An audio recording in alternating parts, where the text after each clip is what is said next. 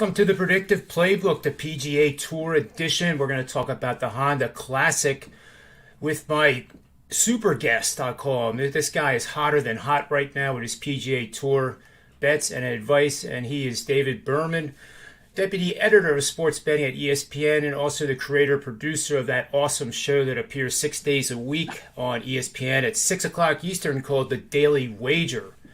Welcome to the show, David, and I already know you had a tremendous weekend with the tour bets. Thanks for having me, John. Always a pleasure to be on. Yeah, it's 2 straight and 3 out of the last 4 weeks. I've profited some money, and a lot of it has to do with just watching and seeing what's going on. Some of my pre-tourney bets, like Daniel Berger and Connors to finish in the top 10, both hit. Didn't really hit any of the winners I had projected earlier in the week, but I jumped on Justin Thomas in the middle of his birdie binge on Saturday. I found some value at 8-1 before he caught the leaders. I was able to jump in on that, and then the matchups is where I made my coin. I know you and I talked last week about how it's not necessarily the hitting the winner of the tournament, although that obviously helps at 8-1. But if you're constantly in there hitting those matchups, you can get some good coin out of that. And I only played one on Thursday and went out and golfed on Friday, so I didn't even play any matchups on Friday. But Saturday and Sunday, I dove in there and had 3 matchups each day. I don't like to flood it too much. I kind of look at how they've been doing, and for the first time ever, I hit all 6. I went 6-0, and I've never had a golf weekend like that before. I've hit more winners, but I've never hit 6-0 over a weekend. So that was a lot of fun, and those are not necessarily things we can jump on today because you got to wait and see how the course plays and how who's matched up with who. But it's always good to deep into the box score, and people don't look at golf as a box score sport. They look at golf as, here are the odds to win, go ahead and pick the winner. But if you're waking up Saturday morning and you can look at how these guys have done on the course Thursday and Friday and make some calculations based on that and look at your numbers and who's doing well in certain metrics and whose scorecard looks a little bit better than it was, or whose scorecard should have been better, because we all golf. We all go out there and we know, hey, my score should be better than what it is, or I've gotten really lucky today, my score should be worse. Looking at the box scores of a PGA event, you can do the same. You can find out that, take Sergio. And I know someone that always fades Sergio, so I may be the wrong person to ask because I just tend to fade him a lot. The way he played on Thursday was awesome. We'll make no bones about it. He played awesome on Thursday. Friday was not as good, but he was aided by, a great eagle there at the end. We had a great shot, but he had a whole bunch of bogeys. And then he was up against someone on Saturday who, in Shane Lowry, who had some struggles on one hole. And the guy had a poor score because of one bad hole, but he had 3 birdies the rest of the round on Friday and 1 bad hole. I looked at that and I said, Lowry played better than his score, and Sergio didn't play as good as his score. And I was able to match that up. So those are just little things that I throw out there when I look at the box scores. And, it doesn't help when the event doesn't finish on Thursday and Friday. That takes away your time to study it. But eventually they will set the matchups and go from there. Yeah, that's awesome. I have to admit, too, in a humble way, I don't remember ever looking at the leaderboard on a Sunday, and I had 5 of my 6 guys in my lineup on that first page, and it kind of almost gives you the chills, like holy moly. But ended up 814th out of the 148,000, I think, that were in it. So 3 of my lineups cashed, made a little bit of coin there. But good. I got superstitious, David. I wouldn't even open up my app. I figured I would jinx it if I looked. I hear you. I feel that way sometimes too. And sometimes sometimes I won't even tweet my picks out. Like when I was there on Sunday and I had all 3 were winners, I'm like, I know I won all 3 on Saturday. If I go and tweet that I might be 6-0, I'll lose all 3. So I just sat back and watched and then went. So yeah, the golfing gods are definitely fickle. There's no question about it. I think they got DeChambeau too. I can't imagine him ever topping a ball like he did. And then the next shot was, he right as he hit it, he was like, "Oh my goodness!" And that went way right. And you just don't see that from any tour pro, but it happened. But it's fun to watch because, you go out there and play 18 on Friday and then you come home and watch these guys struggle. And I know I tweeted out how much fun it is watching them put the ball in the water on 17. But it's even more amazing when you see arguably the best driving player in the world right now, top it. Because raise your hand if you've topped the ball so far this year, and we all have. Yeah. And to see Bryson DeChambeau, who can hit it further on one drive than I can probably hit it in two drives, and he didn't even reach the ladies' tees, and I thought that was somewhat amusing. So I did too. Bad for his game to win the players though, but because I don't think he was quite right the rest of the way. I mean, eagled 16, that was spectacular. I guess it was driver 5-iron. Yeah, I just don't. I didn't think anybody was going to catch JT, and that's why on Saturday I was around when he started his birdie binge. He birdied the first 3 holes, and I was like, oh boy. When he's on, like a lot of these guys, the guy hit every single green until the 72nd hole. Like, when you hit the first 17 greens of the day, you're on par. And the 18th one, by the way, was on the fringe. I would have given myself the green and reg, but it was a fringe. It's hard to beat someone when they're hitting all 18 greens. You just don't see that. So. And on 18, he put it in the exact perfect position given the situation where he wanted to just get nothing worse than a par, really. He was, right. 5 would have been acceptable too in that hole. But I think that drive, though, with his 5-wood was kind of funny because, he put the hat over his face and it was nothing short. I think it was kind of like almost a borderline duck hook. And he probably was very fortunate that it didn't go in the water because everything, as you know, in that course will kick left. Yep. And when you're drawing it that hard, it usually ends up in the lake. But fortunately for him, it didn't. Yeah, he got a good bounce, and I know his whole goal on that hole was fairway green 2-putt, get out of there. And Westwood misses the putt on 17 and then sinks the putt on 18. And if JT puts that ball in the water, it's a different ball game. So. Oh yeah, and that would have brought probably 5 or 6 more players into contention. Mm-hmm. But anyway, we now go to the Honda Classic, and a lot of the guys we just talked about will not be playing in the event, but it's still a pretty solid field considering it's right after what I call the 5th major. And I know there's some players that you're already looking at. There's 10 players now over the last 11 weeks that have tested positive. This week we had 3 of them. So we certainly hope that this is not a trend, but Gary Woodland, Scott Percy, and Doc Redman. And Percy was the only one that made the cut at the players for the contact tracing stuff. But hopefully this is not a trend that is going to get any worse. No, and it's unfortunate for the Honda, which has fought very, very hard for the last 20 years to get a good spot on the calendar. And this is a tournament that's close personally to me because I grew up down in South Florida. When the Honda was at Weston Hills back in the 90s, I worked it a whole bunch of times through my high school. So then it went up to a couple of, Heron Bay and then up to Palm Beach Gardens. And it went from an event that nobody showed up at because everybody would go to Doral and then they'd play the players to all of a sudden the last couple of years an event that Tiger would show up at and others would show up at. Unfortunately, this year it didn't lead off the Florida swing like it usually does. And it came after a WGC event that was, moved from Mexico to Tampa. And then it comes after the Players Championship, after Bay Hill. It's normally before all.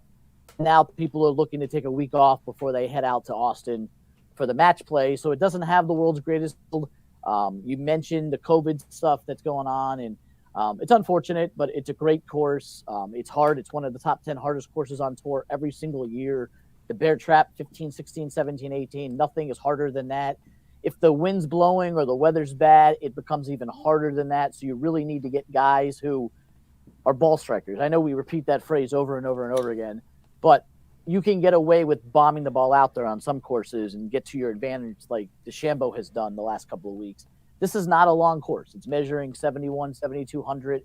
You don't have a huge advantage off the tee, but you do have a huge advantage if you hit the fairways and even a bigger advantage if you hit the greens. This course over the last 10 years has consistently been in the top 10 hardest courses to hit greens. So green in regulation is something that I'm really, really looking at. And you'll see with some of the plays, guys that can get those irons onto the greens, hit birdie opportunities. It's a tough course, especially when the wind starts blowing. There's water everywhere. You got to be able to hit those greens regardless of where your drives are.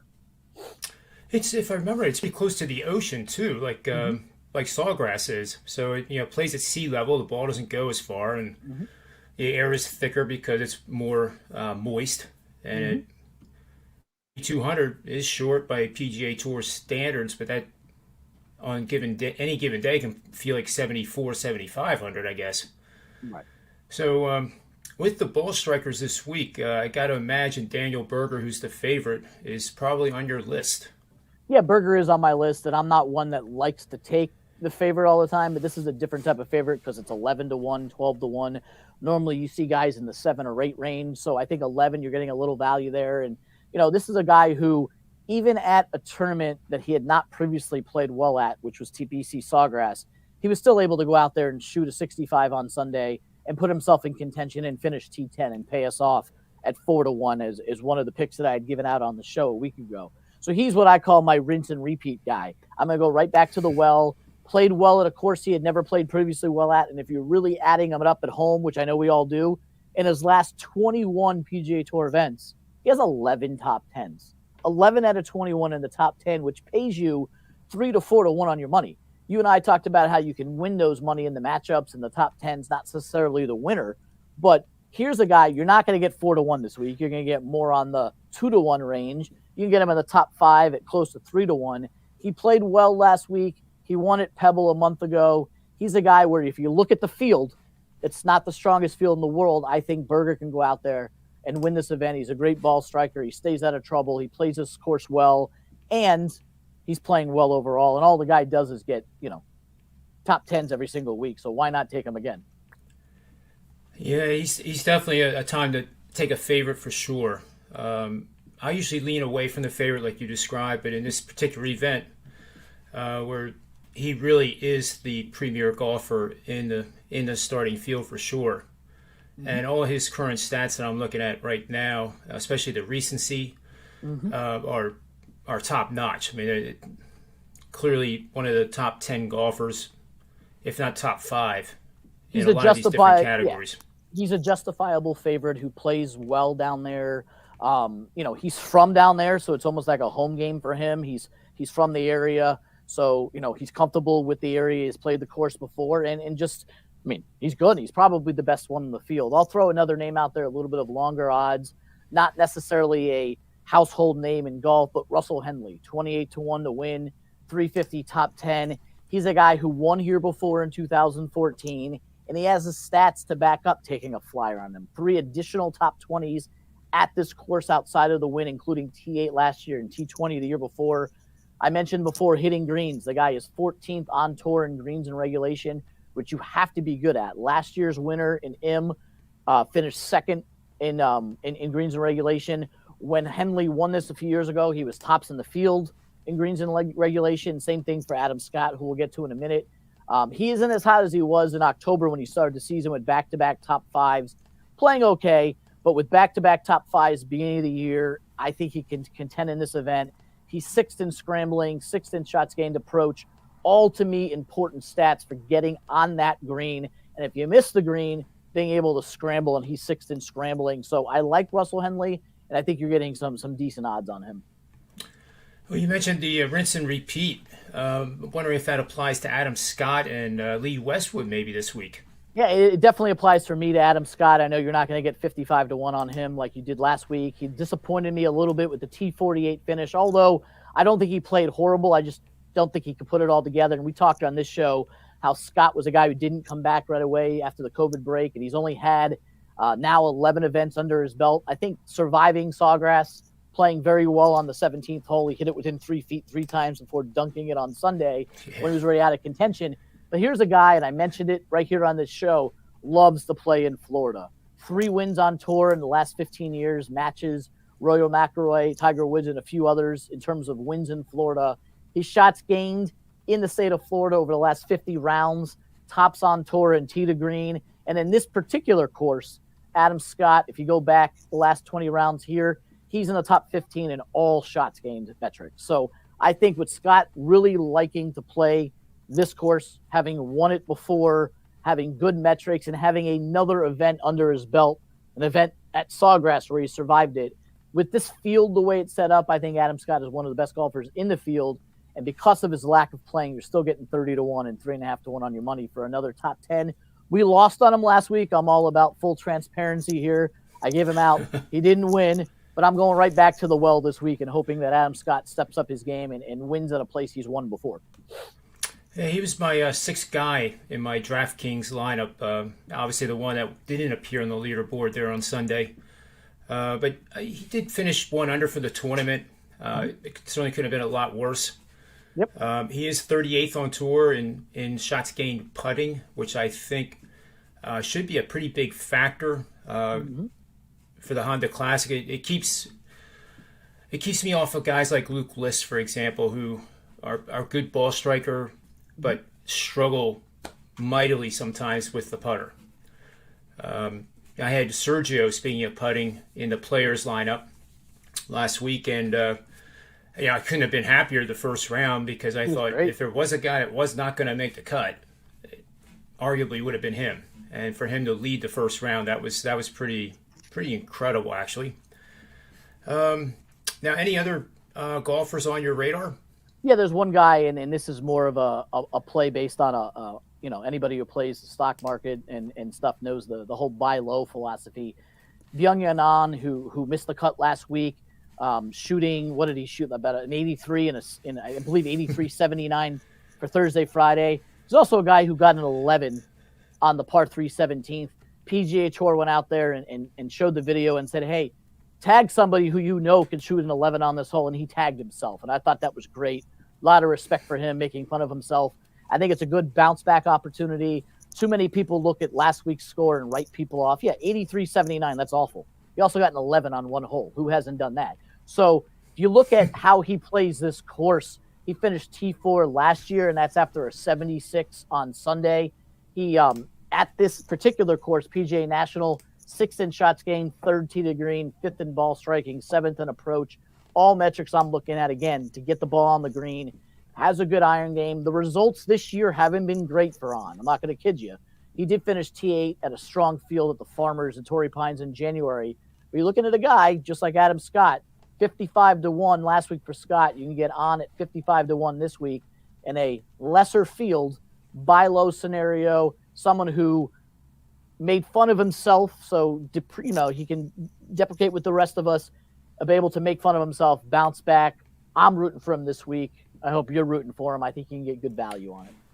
Yeah, I love that pick, actually. And to laugh at yourself after a humiliating experience like that in front of a large stage, and usually that's a very large gallery. They're around 17 and 16.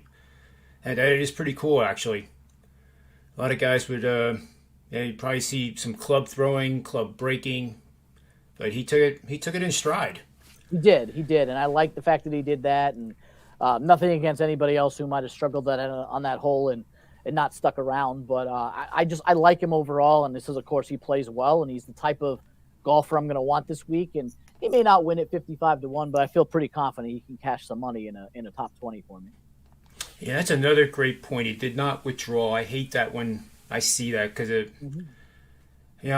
you're probably raised the same way as me. When you start something, you finish it. You don't quit because you're not winning.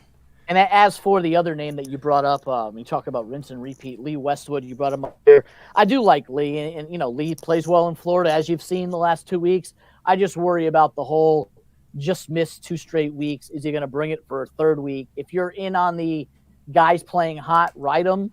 Go ahead and ride Lee Westwood, but his odds have shortened so much that a lot of the value of taking a 47-year-old who hasn't won in a while, that value is gone because it's not as strong of a field off back-to-back outstanding performances. He realistically could have won either week. Plays well down here, so you know what you're getting with him. He's someone I would definitely play in my DFS lineups. He's someone I would play in matchups. I'm just not going to pull the cord on him at 20-1 when I probably could have gotten him at 45 and 50-1 2 weeks ago. Could he win this week? He's proven he could win at stronger fields the last 2 weeks. I just worry if he can bring that for a third week. There's nothing that says he can't, but it does look like something that I'm going to stay away from, but I'm probably going to play him in some matchups. Yeah, you're right. At 47, it does become a fatigue issue, I suppose, going 3 weeks in a row at these amazingly tough events. Yep. One guy I'll throw out here, to, I guess, put a ribbon around everything and end the show here is I've been looking at Zach Johnson. And, a lot of people would probably scratch their head and think, what? But he actually ranks 11th on tour, shot gains putting, .763, which is outstanding. He's also 54th overall in shots gained total at .68. And I think his game, he's not a short hitter. Everybody says he's so short. He's averaging 290 yards by tour standards. That's short. But on this course, I think it fits. His whole skill set just seems to fit this layout. So not saying he's going to win, but I think he's a guy that you can put in your DraftKings and, just leverage it. And that way you can have a Daniel Berger in your lineup and not worry about these. He's not a guy who was on my radar, but I think you just put him on my radar. I like Zach Johnson. Everything you just said makes total sense. He's also a buy low situation. He didn't play very well at the concession a few weeks ago, and I think you can play him in there. I actually like that pick. It's good. And the only other one I was going to mention is Brandon Wu, Korn Ferry player, really talented player that not too many people know. Again, he's very cheap in the DraftKings. I think he's 70. Well, he's not that cheap. I think he's 7,800 off the top of my head, 7,500 or 7,800. But he's in that group between 7,000 and 8,000 of the players that I like quite a bit. For what it's worth, he's definitely not a guy that I'm going to bet, and I don't think you would either, David, would making the top 10. But you certainly could. You could take pizza money and throw it at him and see what happens. And since you brought up Brendan Wu, I'll throw out Brendan Steele, a little bit of a longer shot at 40-1. T4 last year, he was the leader after 36 holes and finished in the top 15 in 2015, 16, and 17. So Steele's a guy who has had success at this course. Playing okay. He hasn't played great, but he's someone that can sneak up on you. And at 40-1, that might be a little bit of a long shot to sprinkle. Yeah, I like that one too. So to recap, we have I'll let you recap our bets here, David, just so I have them right. You can Sure. tell us what they are. Yeah, early in the week, and you'll see this in the Chalk column tomorrow on ESPN Chalk, and I'll be tweeting him out at the Bearman ESPN. I'm going to be going back to Daniel Berger and Adam Scott, two guys that I always like to play. Berger played great last week, and of course he's not successful with in TPC Sawgrass. Now he goes home. This is a home course for him. Not getting the same price as you got before, but all the guy does is generate top tens. So I like him there. Adam Scott didn't play as well last week, but another round under his belt. I think he can come out and play at a course that he's played well at and won at before. Russell Henley, another winner at PGA National with additional top 20s at that course. Fits all the metrics to a T. Great at hitting greens, great at scrambling, great tee to green, great on approach. And then I'm going to sprinkle some stuff on Byung-Young An, one of my more favorite players on tour, and a guy who took the best punches last week in terms of his 11 on the 17th hole, rolled with it, tagged himself in a photo and in a video, and I'm hoping for a Byung-Young An back this week, and at 55-1, it's worth it for me. Yeah, that's awesome. I love attitudes like that. It just makes you feel good. That's great.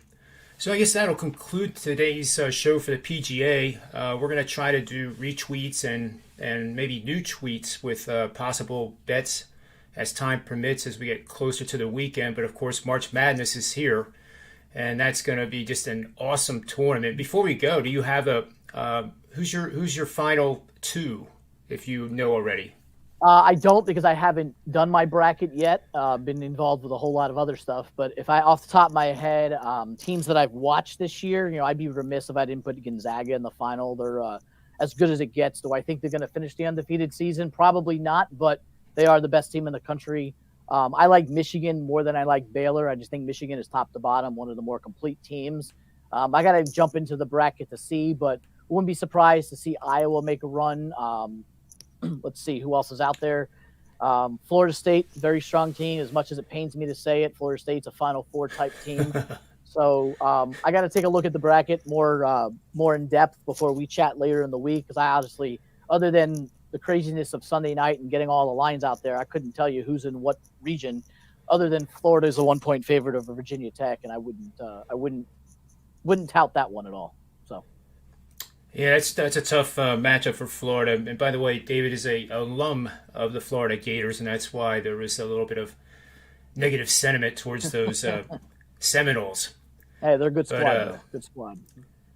yeah, I think Florida advances. They've been an up and down team this year, Yep. and they certainly have the talent to get to the Sweet 16 at least.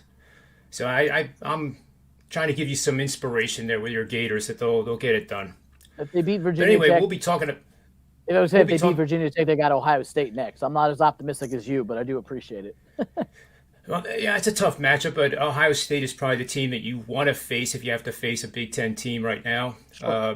Baylor has to face the winner of the North Carolina Wisconsin game in round two.